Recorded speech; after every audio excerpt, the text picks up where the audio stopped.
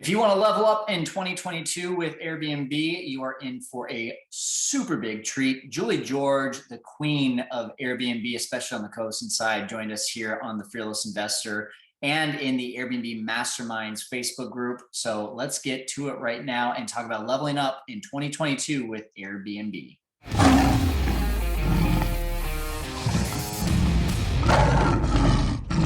Everyone, welcome into the Fearless Investor, and I'm super excited to have you on this episode with Julie George. She built up a $1 million business in just a couple of years. That's a net $1 million business in just a couple of years with Airbnb, and she did it by doing the co-hosting model. She got to 130 units. She sold it for a big payday, and then she just went all in with educating and helping students to be able to, other people really, to be able to do exactly what she did. And now she's actually kind of inching her way back in and wants to level up herself in 2022. So we had just a really fun conversation here. Went longer than we expected, but it's because it was great value and just a blast having Julie on and talking to her and catching up as usual. So let's get to it right now. Leveling up in 2022 with Julie George. Yeah, we're live. Okay, cool. Julie George in the house right here on Airbnb Masterminds. And man, Julie, I'm so excited right now to have you on the call. And I'm gonna mute this side. So there we go. Okay, cool. So let's do this thing. Julie, thanks for joining us. No worries. Thank you very much. The $1 million hoster herself has to come out. How big is my ego now being asked to be on Airbnb Masterminds? Look, I think I've made it in life when Kyle says, come on and do a live with me. And I'm like, hell yes. If only just to catch up with you, Kyle, because it's been a minute since you and I have caught up. It's been a minute for sure. It really has. And it's funny because this is what I love about this business, is that we can learn from each other. You were a mentor of mine, and now we're going to be talking new strategies that I know that you're just starting to implement that I've been doing for a while. So like, this is what's great. Like, there's no such thing as competition. It's all collaboration, and it's also learning from each other. Even if you are the best at what you do, you can still learn something from someone brand new. I just learned something from one of my students last night about, I've never even heard of Hoofy, Houfy. You can like make a free direct booking listing on Hoofy. And I was like, what? Why haven't I heard of this? So anyway, wow. Yeah. Hey, we're doing this live on Facebook. There's gonna be a lot of people that are watching on replay too. But let's just go ahead and get some participation. I love participation. So if you are watching, and I see Montana just said, go Kyle Stanley. I love it. What's up, Montana? Do me a favor, guys. So we had 4 people, we had 2 people ask 4 questions before we started here.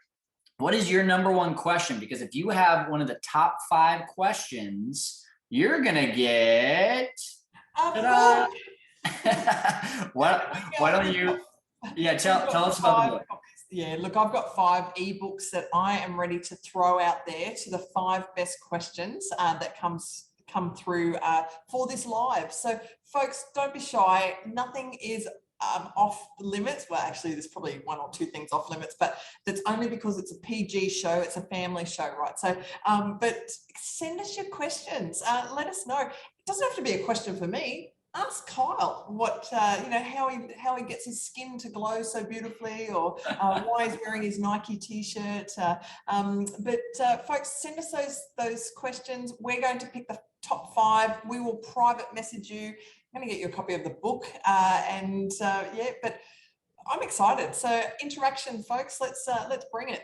Yes. So and another thing that you guys can post here. So we've got the your top question, but also, what is your number one goal of 2022? Today we're talking about leveling up here as we go into 2022. So what is your number one goal? And if you post that, it gives us a little bit more of an opportunity. We already have spammers. I can't stand these spammers. Let's go ahead and remove this comment and block author. Yep, you're gone. I seem to like your group, Kyle. You know what? It's funny, Julie. It's a great group, but at the same time, it's one of those things that you just can't keep out all the bad ones, which is disappointing, right? But hey, I got my first hater. I got my first hater the other day, and it was great. Somebody said something about, oh, you know, some of us do a lot of work in the industry and don't brag about it, but I didn't have to say anything because all of my friends jumped on the bandwagon and were like, you know, rah rah rah. But anyway, I've kind of felt pretty special that you know, they've been attracted to making comments. So. Oh man, well, hey, I think we got rid of them, but either way, we're gonna have some fun now. So let's talk about leveling up in 2022. But first of all, saying hi to what's up, Tawny Welch. What's up, Pamela? Love Julie George. She says share a bit about how you grew your team of hosts. Awesome. Yeah, we'll do that. We'll definitely do that. Shane, Tommy. Macy, we got yeah, okay, well let's go ahead and get started. So first of all, Julie, I know a lot of people have heard your story. We had you on my show before. Just give a little bit of a background, a couple minutes or less, just to see where, so everyone knows just how big of a deal you are. My favorite story to tell. I should have it on auto repeat. And look, let's mix it up a little bit, folks. If you haven't met me, my name's Julie George. I'm from Australia. That's this funny accent going on here, and it's actually 7 a.m. on Thursday. Thursday, the 2nd of December already. So the future is bright. I make that joke all the time, but I've got to say that's exactly why we're here today, to talk about 2022, leveling up. Future is bright, because it bloody is. And I can say that with confidence. My claim to fame is that I've done the full 360 in short-term rentals. Only 5 years ago, and it's 5 years and 2 weeks, in fact, 5 years ago, 2016 in November, I started on short-term rentals. I listed my first Airbnb property. So I guess what I want people to understand is the change can happen super quick. You can go from being an employee, working a day-to-day job, getting paid minimal dollars, to all of a sudden never having to work again. Living, I wish I could show you my view right now. I'm living in this incredible penthouse apartment overlooking the city. I'm living an absolute dream life now. But to get to that stage, listed my first property in 2016. In the next 2.5 years, I started a property management business. Now, folks, we will dive in deeper into what property management means in terms of the business model and how it is different from the ownership or leasing a property. But started property management where I was leveraging fully furnished properties, looking after the day-to-day of those properties and charging a commission to the homeowners. Within 2.5 years, I had 130 of those. That's right, 130 properties, $8 million income on Airbnb. I wrote the book after the first million. I should have waited and written the multi-million-dollar host, but that's okay. We'll put a second book out.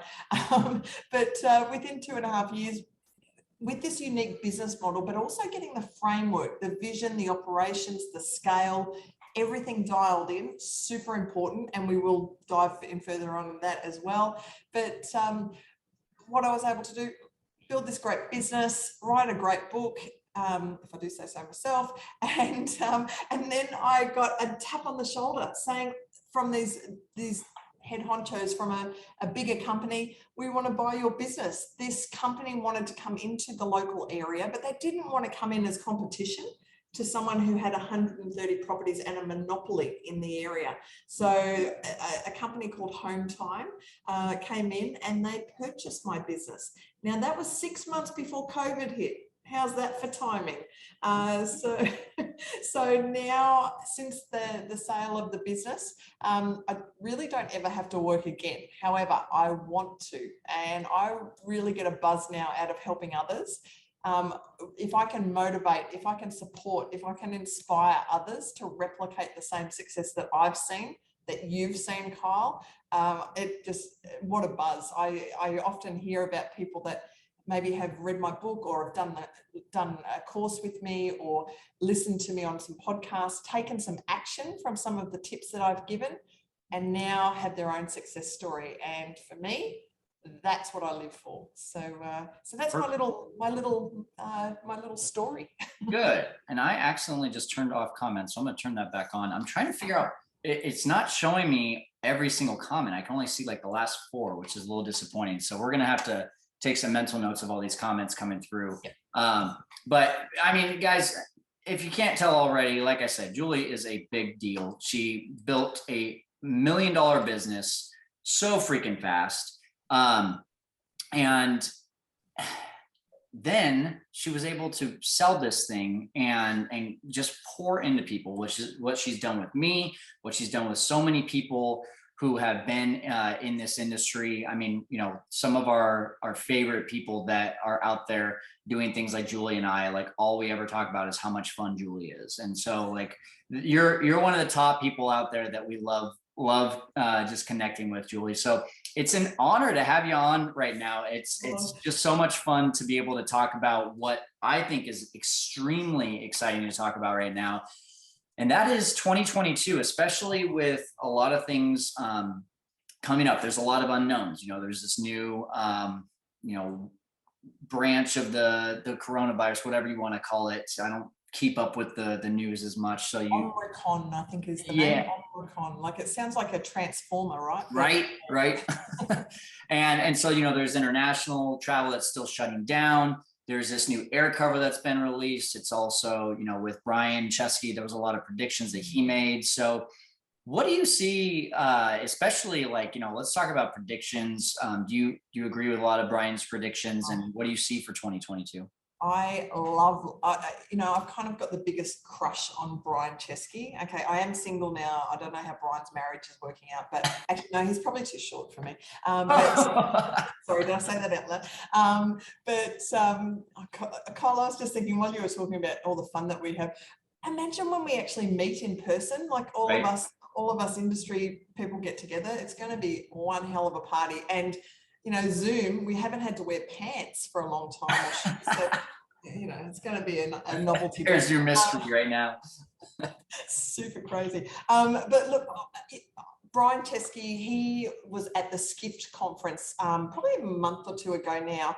I tuned in, and everything that man said, I resonated with. I also believe, and this was before he even spoke, people were asking my opinions for 2022, and I was saying, things are changing. Things are changing like we've never seen before.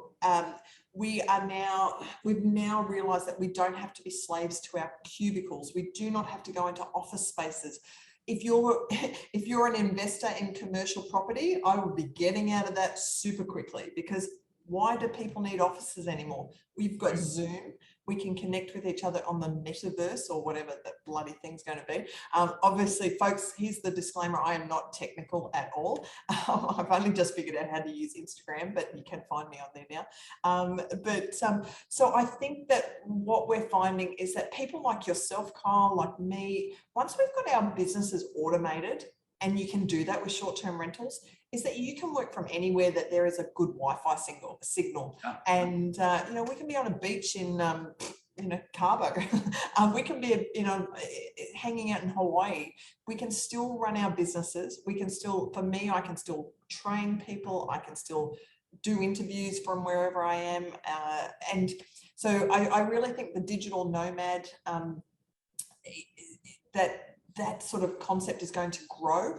And for locations outside of major tourist spots, if you can become a property where a business traveler can come and get a good monthly bargain, come and stay with you for a month, you've got, you know, everything that they need. And in fact, I'm going to talk to you about a very new property that I've just set up and about to list today. Nice. Thanks to you, Kyle, because you've influenced me that I should jump back into the biz. But I have set up a full desk space. I have got a ring light. I have got a laptop area. I'm going to put a printer scanner in there as well, so that it is attractive to guests.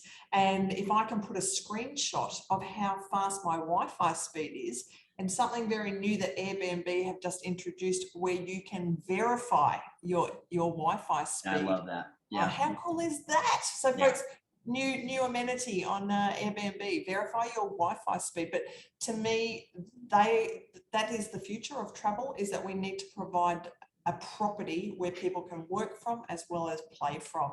And that's probably the biggest change I see coming for 2022. Let me throw it back to you though, Cole, because I want to pick your brain. What do you think? What's coming for the future of our industry? Yeah, I think it's crashing and burning. No, I'm just kidding. What? No, I mean, there's so much, as you see, the biggest question I get all the time, especially from people who are just jumping in, is, well, is saturation going to happen? And I just don't see it happening, because the demand is keeping up so much with the supply. You might, for example, I'm in Fresno, California. That's one of my markets. I'm also in Bass Lake, California, and I'm in, Phoenix and Scottsdale. We're in 3 different markets. And the growth in terms of the available supply over the last couple of years has just skyrocketed. But along with that, and I don't necessarily look at occupancy rates, I look at the gross revenue. I find that people are much more willing to spend a lot more money these days when they are booking travel.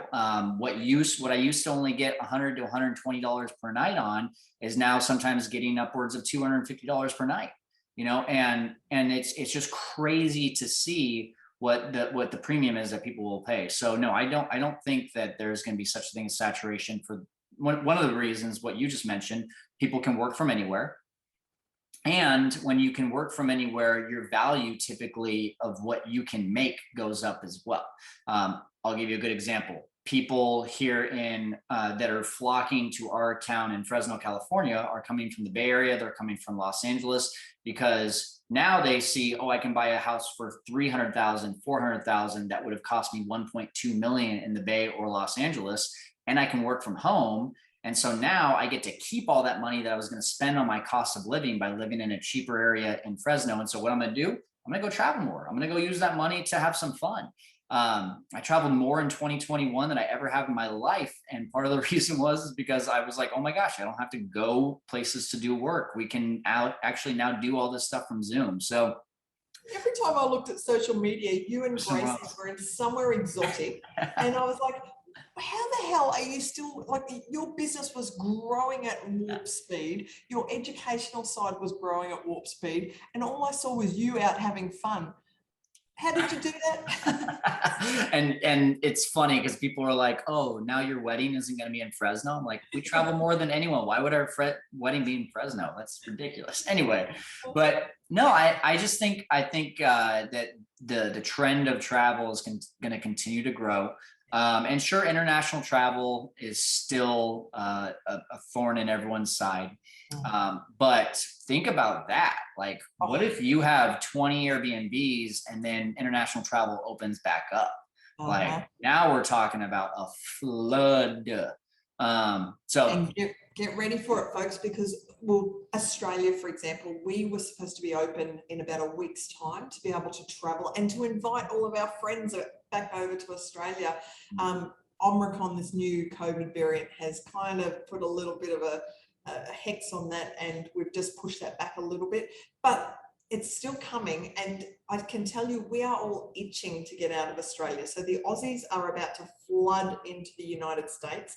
Get the beers on ice, roll out the red carpet, hide your kangaroos and koalas, any of that you might have in the fluffy variety, but because we are coming, and we're coming in droves. Like, we love to travel, and we have been in our little prison island for far too long. So I've already planned about 4 trips to the United States in 2022. And I just know that I think a lot of our industry is doing super, super well at the moment, but we're all dependent on a lot of domestic travel. So as you said, international travel opens up, wowzers. But in saying that, you need to start thinking about, how are you catering for those international visitors? And this is something I would say to anyone tuning in right now. Okay, we've had it pretty good for the last couple of years. You haven't had to worry about inquiries coming in the middle of the night. So you're going to have to start thinking about what's going to happen with those inquiries coming in the middle of the night. You want to sleep. Do you need to maybe engage a virtual assistant or somebody that can handle that communication overnight for you? Are you going to have issues with English as a second language? Do you need to, for me, where I had my properties, 130 of them, the majority of my visitors were Chinese and Japanese visitors. So I had a lot of my signage, my house rules. We actually had those translated into signs into the local language. One of the amenities that I would have in each of my properties was a rice cooker. Like I don't do that at the moment because I'm looking after domestic, for the new property I'm setting up. I didn't consider even putting that in, but it was an essential item. It was the kettle, the toaster, and a rice cooker that I had to have in every property because I knew that my market wanted that. So, and if I could put that into my listing. So folks, if you're listening in right now, international travel is coming. Have a think about where your visitors may be coming from and start thinking about catering towards that international market. Kyle, do you get a lot of international visitors at Fresno? We used to.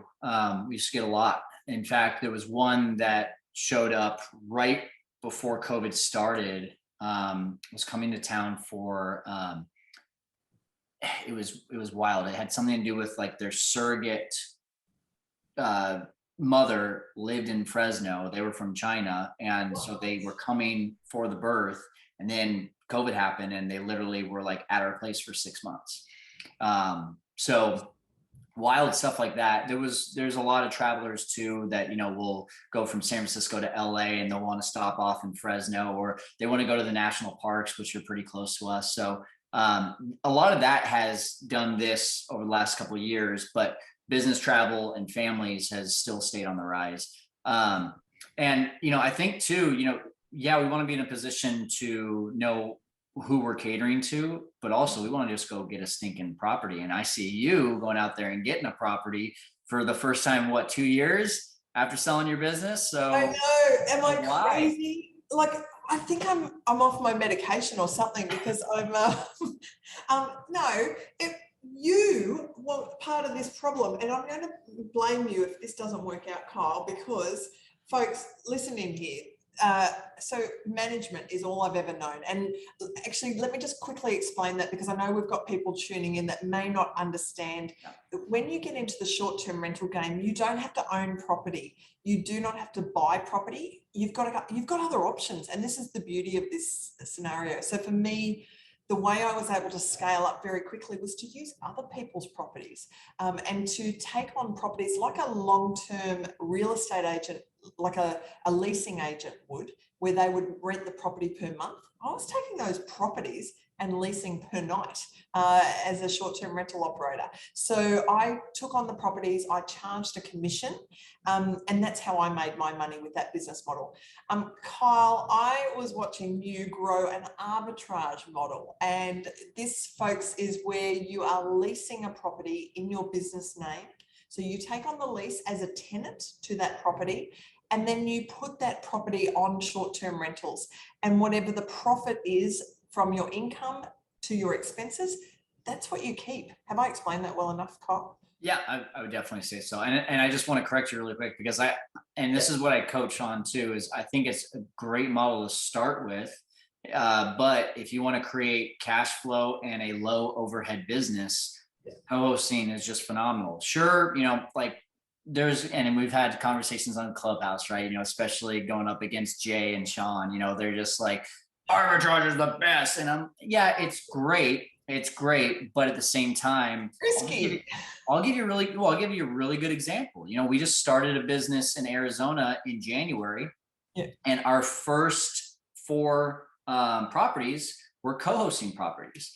But what happened was we took on an arbitrage, and that arbitrage was not performing at the level that we thought it would. And so we had this overhead suddenly, and we had to pay, the $10,000 for furnishing and all. And we're thinking to ourselves, man, thank God we have the cash flow from the co-hosting one, because this one, while it's still cash positive, it took a big chunk out of our profits by having to buy all that furniture. And now we're having to build back up. And so, and especially too, like we'll do Amazon credit cards where we'll pay off the furniture every single month rather than just paying for it all up front. So it's taken out of the profits. And I just see people come in and they want arbitrage right away, which is exactly where I was. I think arbitrage is a great portfolio builder. I think it is a great way that when you find a killer deal to say like, oh my gosh, I got to take advantage of this one, you know, because I mean, I'll just give you an example. I just got an arbitrage that month one made me $3,000. If I had done that one as a co-hosting, I would have made about 1,200. Yeah, So yeah, there's some killer deals out there, but then there's also some spreads where you're like, hey, co-hosting 1,200, arbitrage 1,500. Does it really make sense for me to invest that $10,000 just for an extra $300 per month when I could just put that onto the owner? And so me personally, I love arbitrage for getting in with a low barrier to entry, but I love scaling with co-hosting. And so that's where you and I are on the same page. And imagine if a pandemic happened and things went bad and you're left with a storage container full of furniture. Suddenly you become a furniture salesman. And unfortunately I did hear, you know, there were a lot of horror stories during the pandemic of people that were left owing hundreds of thousands of dollars to landlords for leases on properties that they couldn't fill. So, but in saying that, guess who's now dabbling in arbitrage? This is probably news that I'm breaking to a lot of the community who know me as being the management model. Oh bloody hell! I was just thinking Sean and Jay Massey are going to have a freaking field day when they hear this, aren't they? They're just going to love it that I have jumped over to the dark side. So let me tell you how this came about. I was out for dinner a couple of weeks ago, and so I haven't managed a property per se since the beginning of March 2020. So so when COVID hit, I got out of day-to-day management and got into more the educational side. Obviously I'm bored at the moment because I'm out to dinner 2 weeks ago and someone says to me, oh, I can't find a tenant for my property. And I said, well, tell me about your property. 2 bed, 2 bath. You don't have to cross a road to get to the biggest tourist attraction, the lagoons. We call it South Bank in Queensland. There's the big Ferris wheel like you see in Seattle. There's the swimming pools. There's kids' playgrounds. It's like the ultimate destination for families. There's a conference centre. There's hospitals. There's a university. Like it is the perfect storm for short-term rentals. Guess what? No short-term rentals for 3 blocks. This property, smack bang in the middle. Every hotel around it is offering $700 per night to stay there. I get this 2 bed, 2 bath property. It's $2,200 per month to lease it, empty. It's cost me $21,000 to furnish it. Wow. You went big. I went big because, you know what, I kind of feel a bit of pressure like that. As soon as I put a new listing up, everyone's going to be the criticizing, Julie, you forgot to put a checkout time. So I've gone ultra luxury. Because I do know that the luxury properties are going to bring in a higher return.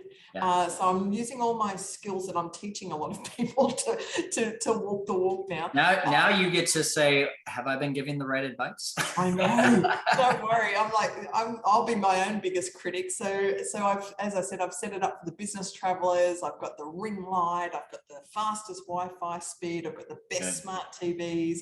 I've got the best of the linens, everything going in, and about to list that. But Kyle, you're part of the problem here because I've watched what you've done. You've influenced me. So if it goes to shit, and I'm sorry for swearing on your show, but I'll come after you. But my figures show I should be able to get $400 to $500 per night. So folks, just work those figures out. $2,200 per month, $400 to $500 per night. It should bring in. But so this is why I've gone down that particular route, because that opportunity was too good for me to say no to. Right. I could not walk away from it. But mind you, I don't want to work. So I've already put in somebody to co-host it for me. Of course you have. As you should. And I think that right there is the biggest level up that anyone can do, not just in 2022, but anytime, is remove yourself. Stop being a technician in your business, start being an entrepreneur in your business, and just fire yourself from the day-to-day activities. Literally, you know, I mean, even Oh yeah, I mean, even one of my students that I'm talking to right now, they got to six figures in under a year, which is phenomenal. But right now, he even said to me, he's like, "Yeah, my wife needs me to slow down because I've been away from the home too much." And I said, "No, you don't need to slow down. You need to fire yourself from all those activities that are keeping you away from your family." And we identified those and we started talking about what's keeping him away. And it's mainly the setups. And I'm like, well, why do you have to be there for the setups? And he's got this perfectionist mindset. Stuff has to be in this place, in this area. That's fine. Absolutely. It can definitely be there. But what if we had call a team of two or three people taking a list of where you want those things to go, doing it to the best of their ability, and then one person comes in because he lives 3 hours away. One person comes in and FaceTimes you and shows you every little place where that is so that you can be home with your wife and kid, and you can pay someone, by the way, really well to do that, because now you don't have to pay for gas. You don't have to pay for a place to stay. You don't have to pay for food while you're on the road because you can make it at home. And before you know it, you've made your time what used to be worth, now call it $20 an hour for setting a place up, now goes to 100, 200, $500 an hour, because you've replaced those menial tasks with money making tasks. And I think that's the toughest thing for people to get their minds around is, well, I'm going to spend all this money if I pay someone to set it up. I don't want to hire an interior designer because it's going to cost me $4,000 more. No, you want to hire an interior designer because it's going to cost you $50,000, because that $4,000 that you just saved could have been turned into you finding two properties that are cash flowing $2,000 every month. And $2,000 every month for 1 year is times two, $48,000. You just robbed yourself $50,000 because you wanted to save $4,000. That, to me, Julie, needs to be the level up mindset from people of now just getting in and starting and becoming a host to being an entrepreneur in their business. What do you think? So spot on, that mindset. And you're right, like it takes I think it's really hard for a lot of entrepreneurs to let go, trust in others, delegate to others, believe that other people maybe are smarter than you and are more skilled in some areas than you. And if you need to recognize your own strengths, your own weaknesses, what you're good at, what you're bad at, and stick in your own lane. You know, for you and I, it's our marketing, it's our branding, it's to get out there to form those relationships. I'm terrible at cleaning. I am no good at the logistics side of things. What do? Put somebody in that position. Yep. Get somebody in your interior designer so you can get out there and get more properties, because that should be what your goal is. I totally think that, folks, if you're listening in right now, I'm going to agree with Kyle and back him all the way, that the number one thing to level up, no matter where you are right now, if you've got one property, if you haven't even got into the game yet, recognize what your strengths are, recognize what your weaknesses are, and then outsource your weakness, those weak areas. Surround yourself with people that enhance you. And that goes not only for business, goes for private as well.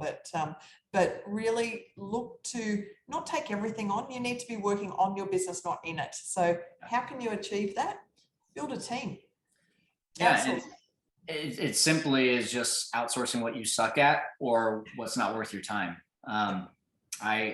I think there's a lot of things in this business that are a lot of fun. I love looking at, pricing and doing this pricing strategy. And you guys might be like, no, that's my least favorite. I'd much rather go to the properties and set it up and, do it. And that's fine. Like, if you love doing it, that's great. But then the next question is it getting you to the goal that you truly have?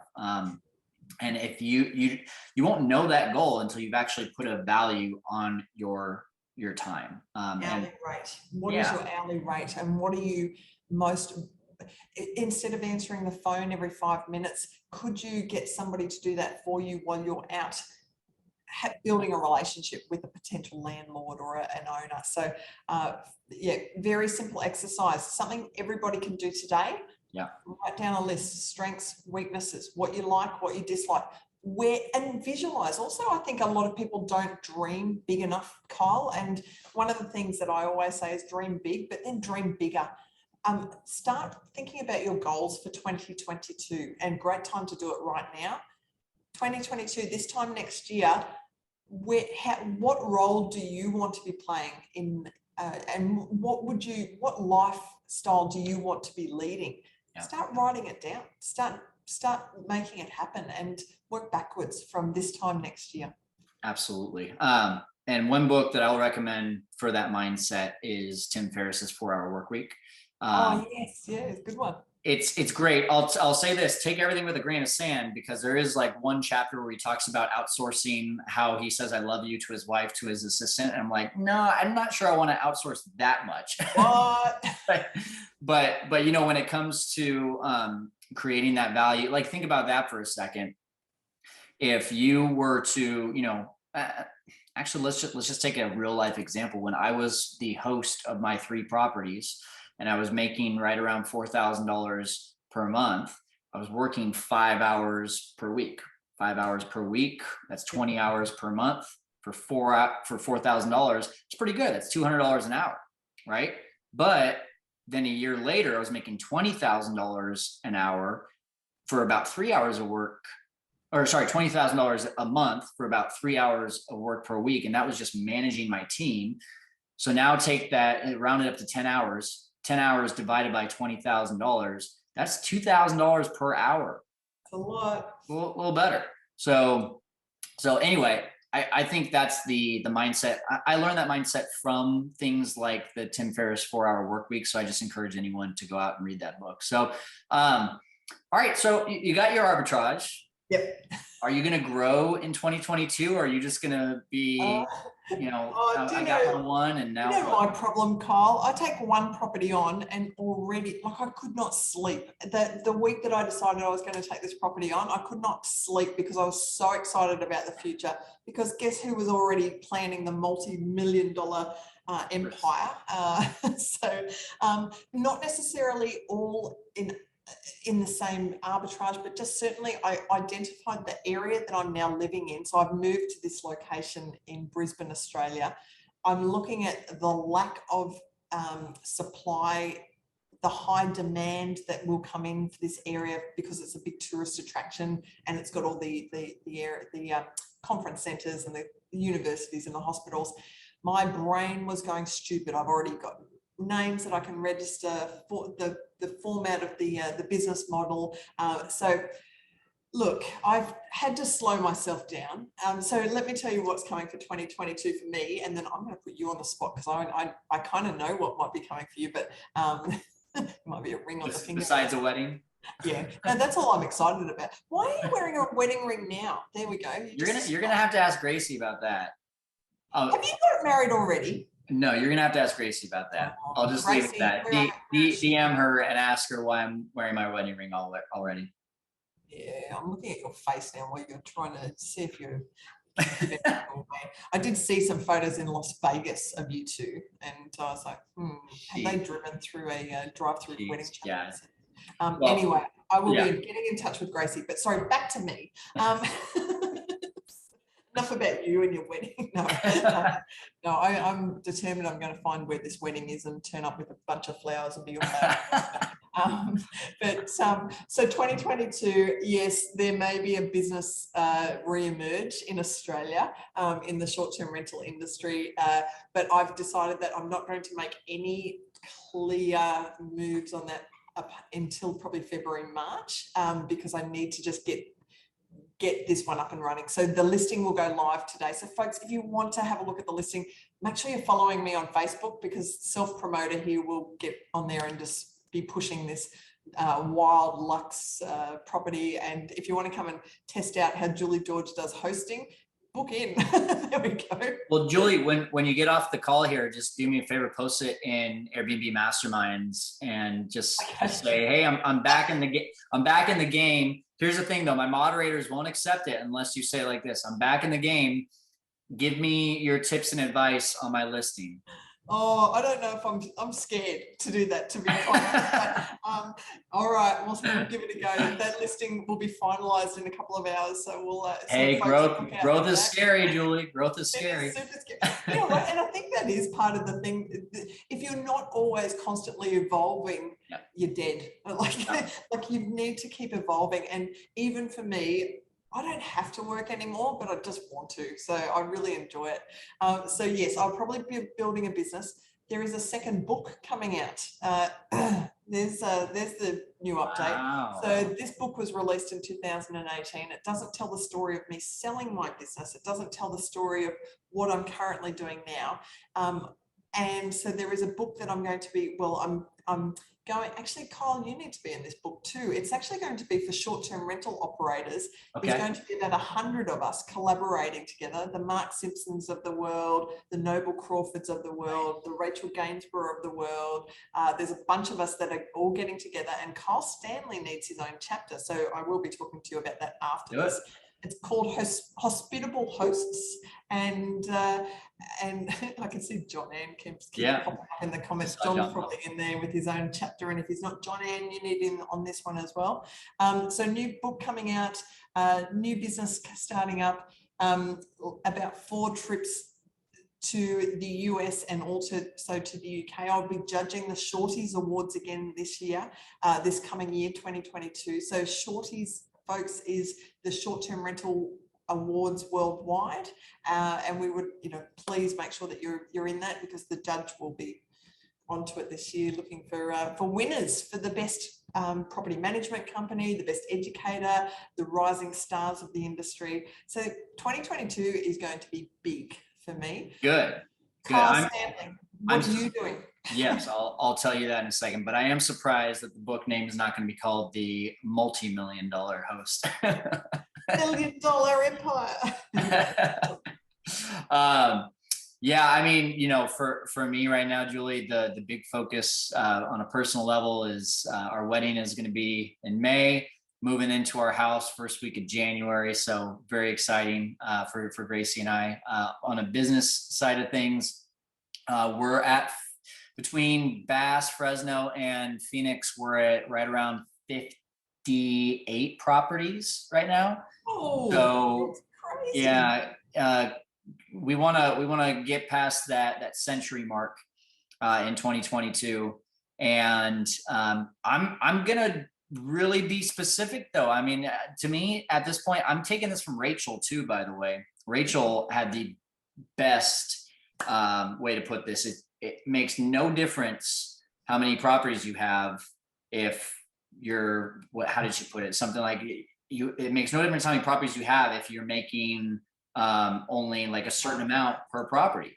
And I mean, this girl, I've seen her net like $25,000 on a property in 1 month. It's crazy. So we're going to be a lot more particular. We might give a couple people the boot. So I would much rather just focus on making this a net 7-figure business. It's currently a 7-figure business, but I want to make it a net 7-figure business. I want to help at least 100 more students jump in and turn this into a 6-figure business for them. Yeah, that's where I want to be. And I just to go back to the Airbnb business of our growth too. I think we have in my first 2 years, it was just yes. Many people that were offering their properties. Yeah, let's take it. And then this last half year, it's been, wait, is this a good fit for the portfolio? And now moving forward, I think it's more of a now, wait, is this truly a good fit for our portfolio? And I want to own more as well, because now it's not just time to focus on cash flow, it's time to focus on wealth building and owning assets as well. So looking to own more. We just got into contract, knock on wood, we're still in contingency period on a cabin, little lake house. Really excited about that one. Looking to buy a few more here in the next 6 months as well. So yeah, co-hosting and owning is my big one moving forward. And then, of course, we just go get those home run arbitrage opportunities, and I'm going to take those on too. But I think for anyone that is looking to level up in 2022 and has less than 10 properties, or maybe is just trying to get there first, I'm a big fan. I'm a big fan of just saying yes to as many opportunities as come your way, because it can lead to some big opportunities. What do you think, Julie? Yeah, I do too. I think it's just about, don't overthink it too much, folks. Like, just jump in and take some action. Uh, something you were just saying too, though, Kyle, I think, isn't it nice to be in a position where you can select which properties that you want to take? And one thing that I think is super important for anybody out there listening in right now is to build your own brand and really start thinking about how you can attract business to come to you so that you don't have to go and chase it. In the last 12 months that I was operating, yes, I had a storefront, I had signage, I had a reputation in the community as being the expert on short-term rentals. And that's something that everybody that's listening in can do as well, by educating their community, by building their brand, but have people think of you as top of mind when it comes to short-term rentals so that they can come to you, and 4 or 5 opportunities per week would walk through my door. Now, I didn't say yes to, I probably said yes to one of those opportunities per week, because you've got to start thinking, like Kyle said, it's not about the numbers of properties, it's about the cash flow at the end of the day. How much work are you putting in for the effort that you're for the result that you're getting at the end of the day? So if I was to do everything, actually, here's a question for you as well, Kyle. If I was to start 100% again, I guess I would focus in on that luxury market, that I know that if I'm putting my time and effort into a luxury property, which is what I've just designed, where I'm going to get $400 to $500 a night, it's as much time and effort that I'm going to put into that I would on a property that would bring in $80 to $100 a night. So which one's going to give me the better return? So that's probably the one thing I would change in my original business model. Kyle, what would you change if you were to start fresh again? No, that's a good question. So when I first started, I was one of the only ones doing this in my market. And I mean, and the ones that were doing it, they had 1 or 2 properties, right? You know, there really wasn't anyone that was doing it for more than 5 properties. So what I needed proof of concept. So I started with a 1-bedroom, 1-bath apartment just to see, is this thing going to get booked up or am I crazy? Now today, with AirDNA and all of the mentorship and coaching out there, like, you know, there are avenues to be able to learn what is the best return on my time for getting started. And I would definitely go back. The number one is I would get a mentor. Number 2 is I would just at least learn how to evaluate a market through AirDNA. And have some sort, like, you know, you've got my profit calculator on my website that you can download for free, and you can literally just take that profit calculator, match it with AirDNA, and see what you could make. And you'll see most of the time, like what you said, that 1-bedroom, 1-bath that made me $600 to $800 per month, that same effort with just a bigger place, a 3-bedroom, 2-bath that makes me $1,800 to $2,000 per month. Sure, it costs me a little bit more money to furnish it, but I'm going to earn that money back faster, and I'm going to have a higher ROI on that effort. And so I would definitely just invest in myself, number 1, do the research, and then go to the path of least resistance. That would be my next 3 steps. It's the belief though too. I think a lot of people are scared off by those luxury properties, but quite honestly, here's an actionable tip that anybody is listening in on today. Go to the open home listing. So real estate listings that are for sale, luxury furnished properties that are overpriced are my favorite listings to go and walk into, introduce myself to the real estate agent and say, can I help you sell this property? Now, the first thing they're going to look at you and go, what are you talking about? But if you can offer up, and this is what I used to do, folks. So this is a proven method. Walk into there. Can I help you sell this property? Can I put together an appraisal report for short-term rentals showing the income potential for this property if someone was to list it as a vacation home? And they were like, well, yeah, it's not going to cost me anything. Go ahead, love. And That's what they would say in their Aussie accent. So I would put together a report. Now I would put 2 comparable properties that I would get that information from AirDNA or Airbnb itself. And I would then put a paragraph of information saying what they need to do to get that property ready. So maybe a sofa lounge, put on the Wi-Fi, and then I would put a range of what I think that property could bring in that night.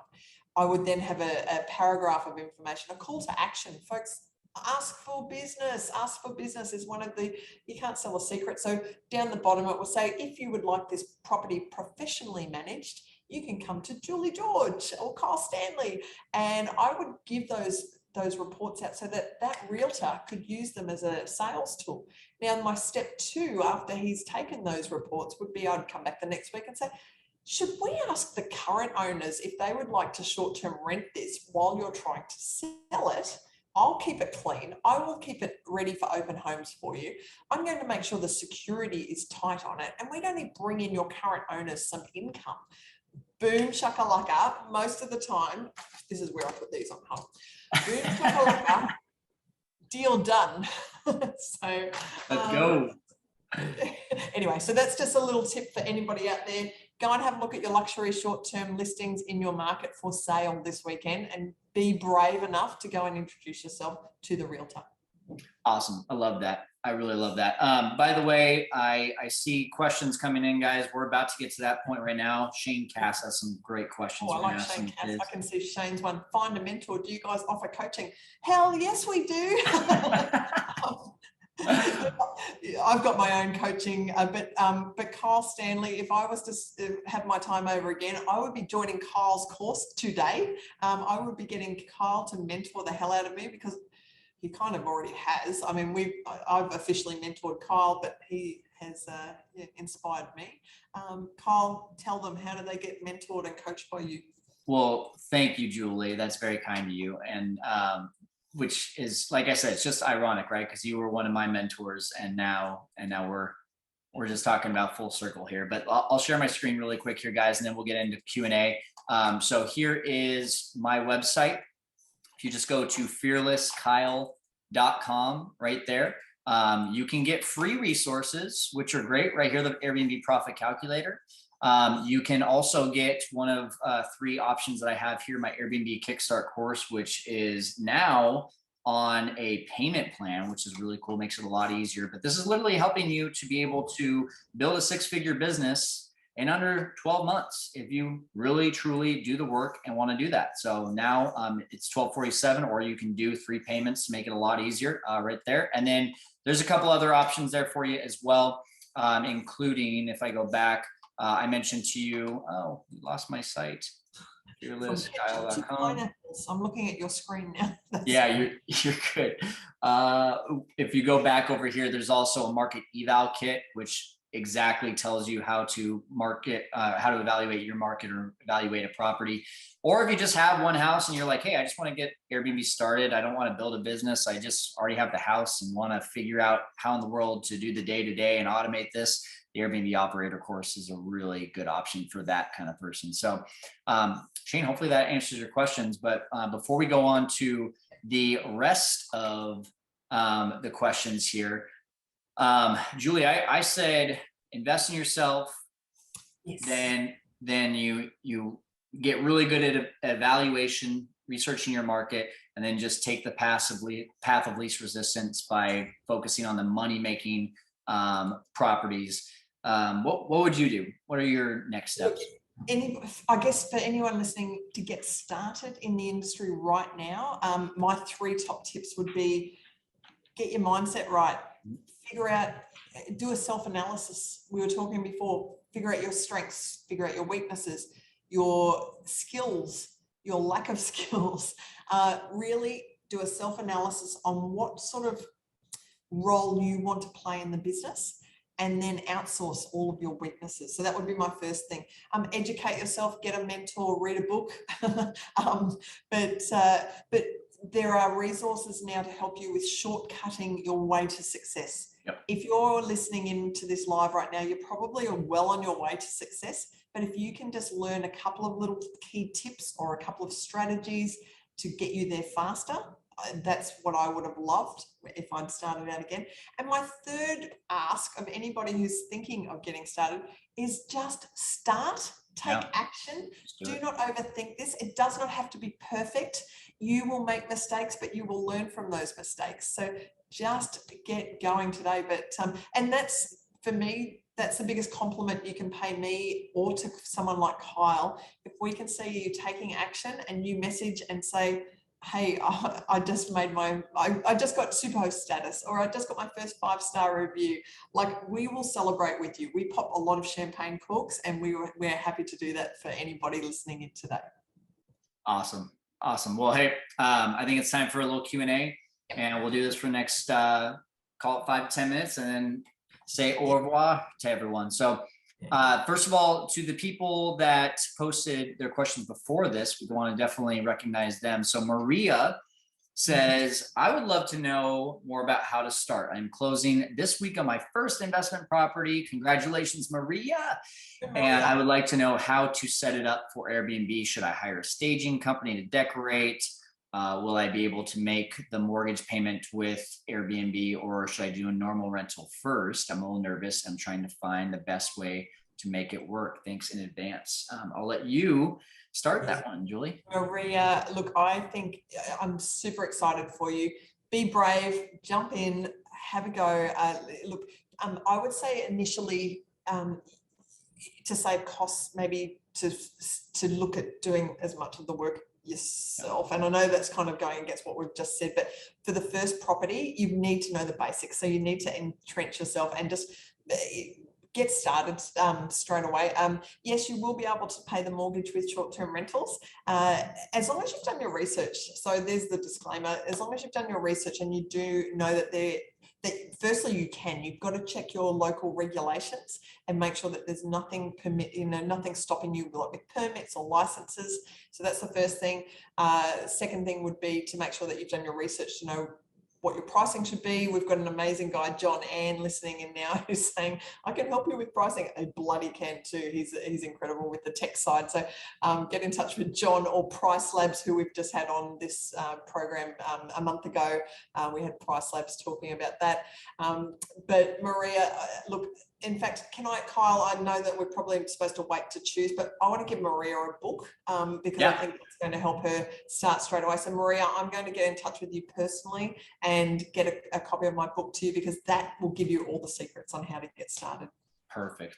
Yeah, Julie, there's been 2 posts before we went live, and Maria posted on the second one. So you'll see that question from her, and then you can get in touch with her. She did have a follow-up question, and it was one of your pieces that you mentioned there, just figuring out regulations. She said, how do I do that?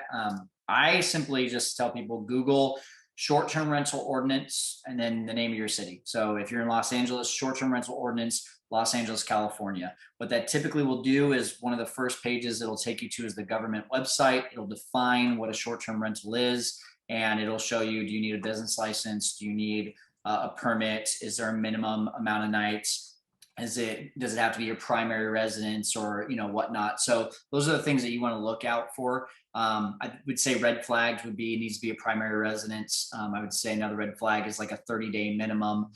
Those can be extremely difficult and very risky to jump in, for sure. So yeah, do that research. I think that's a really good first step, for sure. Okay. Next up was Nessa, and Nessa says, how much do you need to start, and how to convince a landlord to rent out the home so you can use it? The most necessary things you're going to need, the hard parts about the whole thing.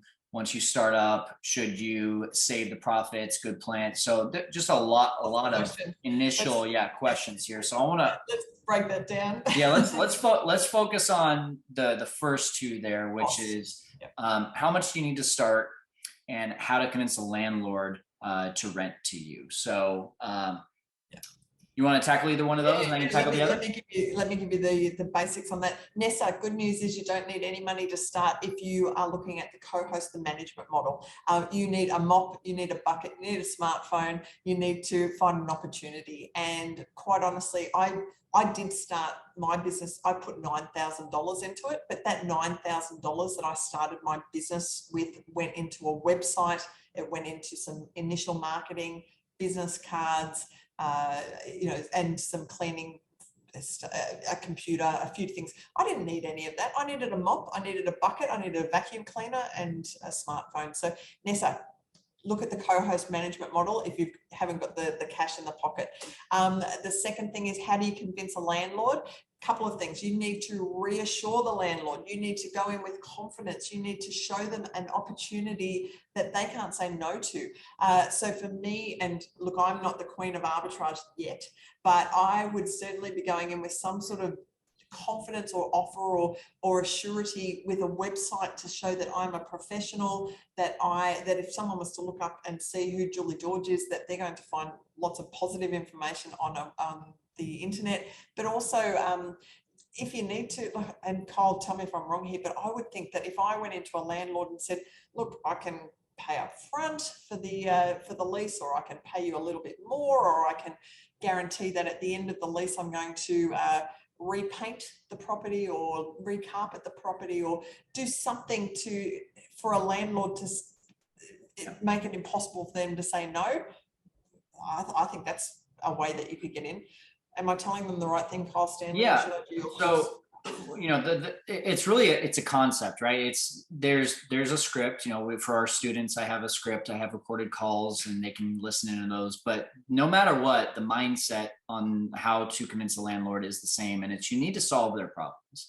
And some of their problems, for example, are getting calls from tenants late at night, having to replace appliances, having to call the handyman to fix the accidental hole in the wall, tenants not paying, tenants squatting, all these different issues. If you can just make that list of all those issues and then pair it with how can I solve that problem, then you can deal with any objections that landlords come up with.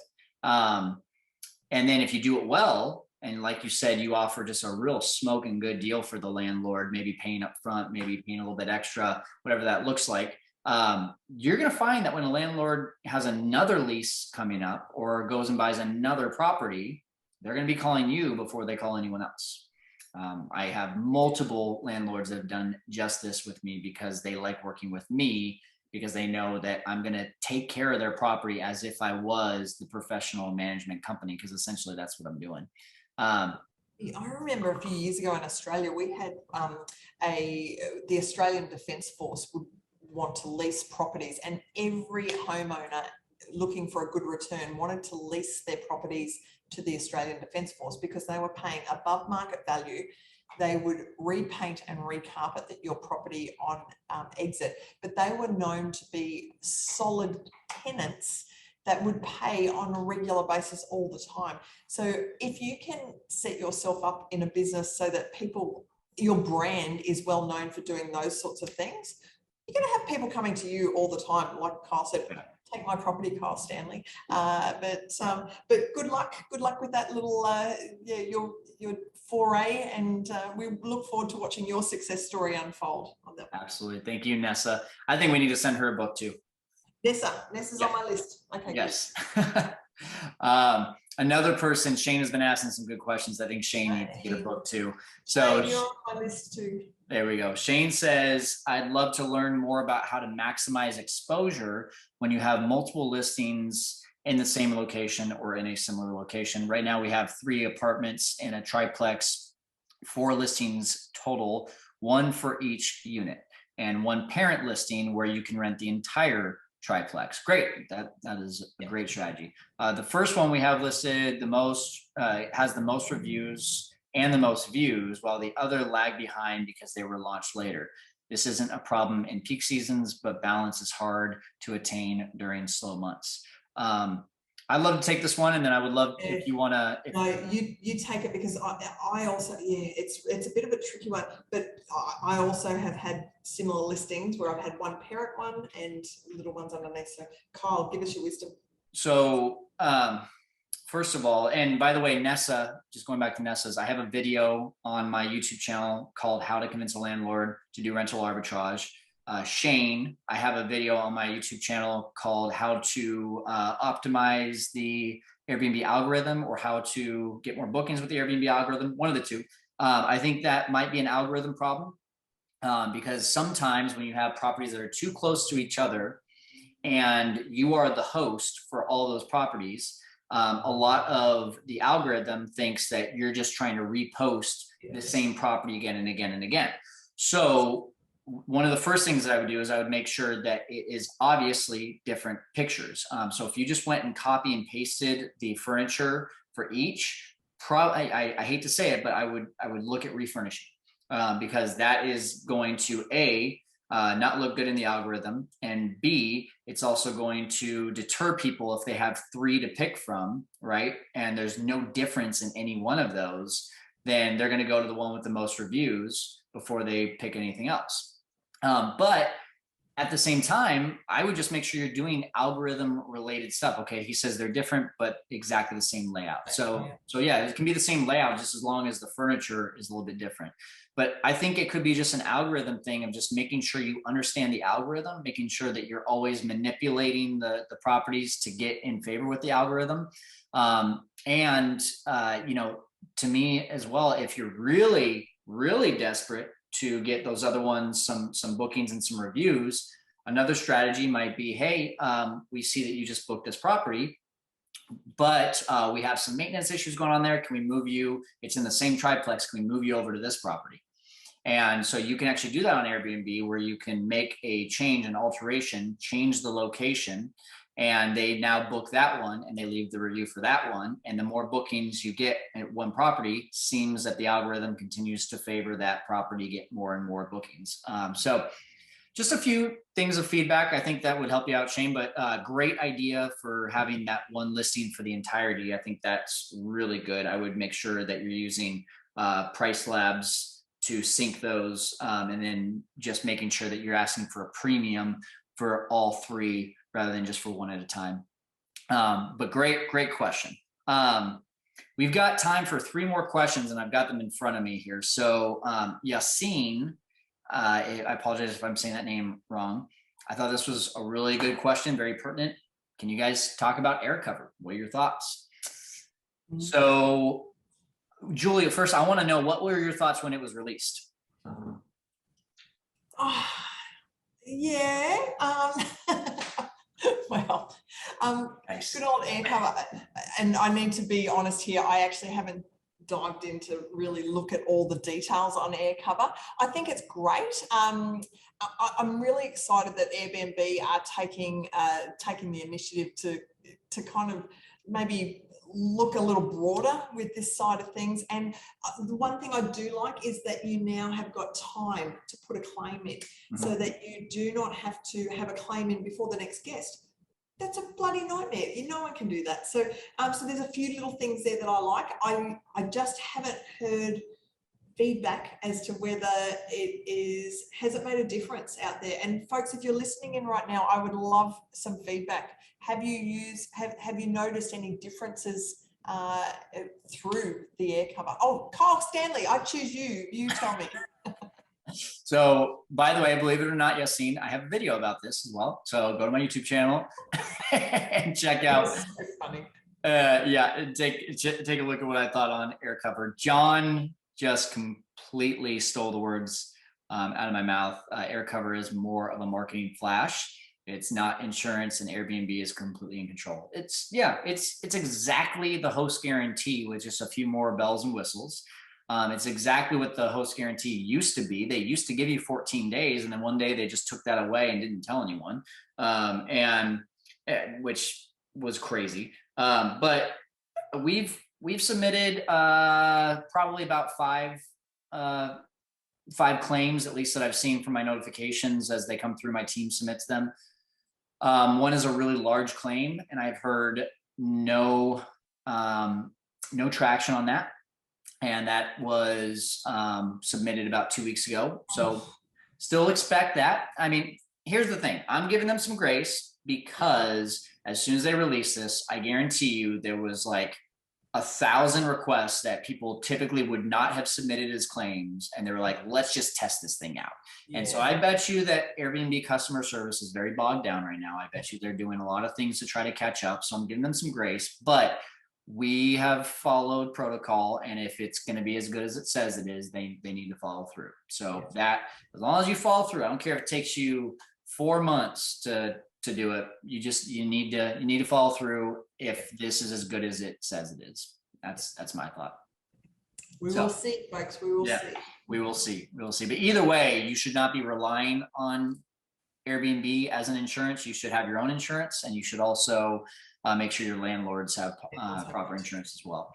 And folks, there's a lot of insurance companies out there that will throw you a kickback for referrals for each of your homeowners. So, so don't be shy in asking for a kickback as well. Absolutely. What other questions have we got? Okay. I apologize. It's either Doughton or Doughton. What are the most important tools in the automation process? Additionally, what would you guys pay handymen, customer service reps who need to show up to the units for on-call issues and questions? So automation, I mean, Julie, I think if I remember, you weren't big on automation when you were active. Sorry, but I'm not calling you out for that. It wasn't as prevalent, to be honest. It wasn't.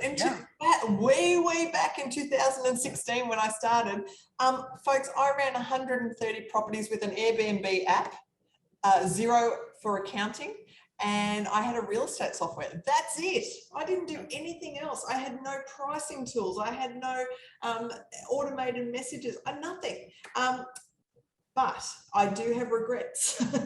And the one thing that I would do differently, and John Ann, I knew John, he goes, did someone say automation? John Ann's got his geek glasses on. Folks, find John Ann on Facebook, connect with this guy, because he's the man, and he will be criticizing the hell out of me when I come up with these suggestions. But the one thing that I would do differently, and the one thing I am doing, and in fact today when I have my live listing go ahead, I will be initiating a dynamic pricing tool, because I was guessing my prices. So how much money did I leave on the table with 130 properties, $8 million income? Great. How much more could I have got out of it if I had just talked to the experts instead of just thinking I knew better? So that would be my one tip, is make sure that that's one of the first things that you do, is get hold of a dynamic pricing tool. Price Labs were a great example that came on last week. There's a few others out there as well, but automatic messages. And my philosophy though is keep it simple. You do not have to overcomplicate your business, and I still stand by that. If you don't need a PMS because you're 100% Airbnb, that's what I did, and I didn't need one. So, Kyle, I'm going to throw this to you because you've got. Yeah, I mean, first of all, I'm going to just call you D, because I know I'm mispronouncing your name, Doughton or Doughton. I'm going to call you D. So D, you need to go to the video that I did a couple of weeks ago with the CEO of Price Labs.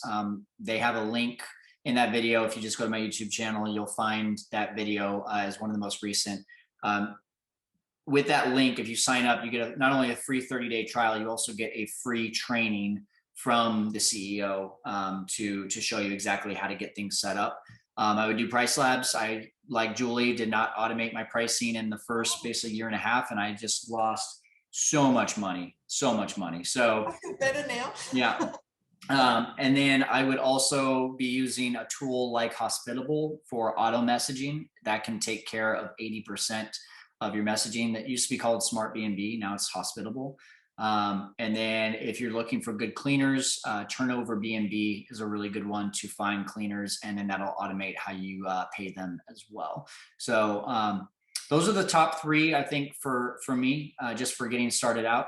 And, obviously AirDNA is not an automation tool, but it's really good for information as well. So those are kind of my top 4 there for just tools to get started. But speaking of getting started, we have given everyone enough to be able to level up in 2022. This has just been way too much fun because we ended up going a lot longer than I expected, but it's tough not to have fun with Miss Money Glasses herself, Julie George. I tell you what, this business is life-changing. I've never been happier, healthier, having more fun. Folks, if you're even a little bit inspired by what we've talked about today, then we've done our job. But I would just say that make sure that you are getting on board with educating yourself, reading a book, doing a course with Kyle, or looking up others. But folks, thank you. And Kyle, thank you for this opportunity. Can we do it again sometime? Let's do it again. We'll make it a regular thing for sure. Julie, you're the best. Thank you for jumping on here and helping our audience to conquer the world of Airbnb. We'll see you in 2022. Anybody that we haven't come to your answers, I'm going to scroll through and we're going to answer those for you. And I've still got 2 more books to give away. So I'm going to find 2 more questions in the thread. So if you're watching the replay, it's not too late. Throw us some questions. Kyle Stanley, you're awesome. You're awesome. Thank you, Julie.